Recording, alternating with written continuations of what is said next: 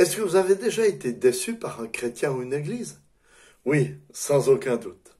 Et quel est notre réflexe naturel lorsqu'on a vécu une telle déception?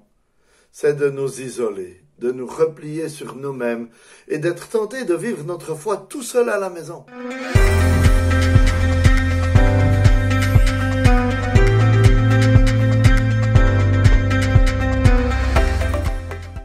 Mais il y a dans la Bible un mot grec qui revient près de 100 fois et qui souligne tout particulièrement l'importance de l'Église locale et des relations fraternelles.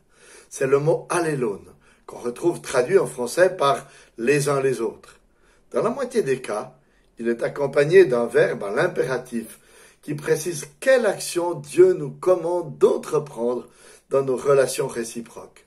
16 fois, il est dit « aimez-vous les uns les autres », alors que les autres références énumèrent une trentaine d'autres actions.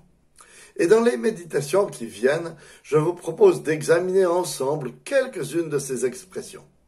Alors commençons aujourd'hui par « aimez-vous les uns les autres », qui dans un sens est l'expression générale qui englobe toutes les autres. Dans 1 Jean 4,7, l'apôtre déclare « Bien-aimés, aimons-nous les uns les autres, car l'amour est de Dieu, et quiconque aime est né de Dieu et connaît Dieu. » Dans ce verset, nous découvrons la source de l'amour chrétien. Il trouve son origine dans le Dieu trinitaire, le Dieu qui exprime l'amour au sein même de son être depuis l'éternité.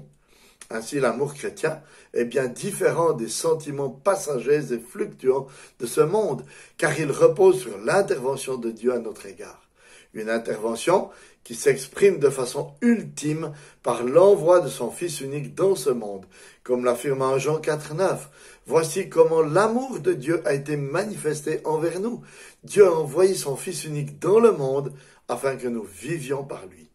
Car le Fils de Dieu est l'expression parfaite de l'amour, si bien que lorsque vous lisez le grand chapitre de l'amour en Corinthiens 13, vous avez une sorte de biographie de Jésus-Christ. C'est pourquoi Jésus peut dire en Jean 13, 34, « Aimez-vous les uns les autres comme je vous ai aimé. » Ainsi, c'est à Christ qu'il nous faut regarder pour apprendre quel est l'amour que nous devons exprimer les uns envers les autres. Et le verset suivant, Jean 13, 35, nous donne le cadre dans lequel cet amour réciproque doit s'exprimer. « À ceci tous connaîtront que vous êtes mes disciples, si vous avez de l'amour les uns pour les autres. » Cette exhortation de Jésus s'adresse donc à ses disciples. Elle concerne nos relations fraternelles entre chrétiens au sein de son Église. Car cet amour, nous dit Jésus, est l'un des plus puissants moyens qui nous ait été donné pour démontrer l'amour de Dieu au monde.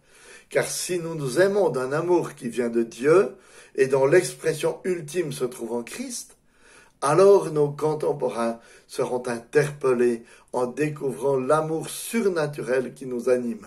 Et ils seront poussés à contempler l'amour inconditionnel de Dieu en Christ pour les pécheurs qui viennent à lui.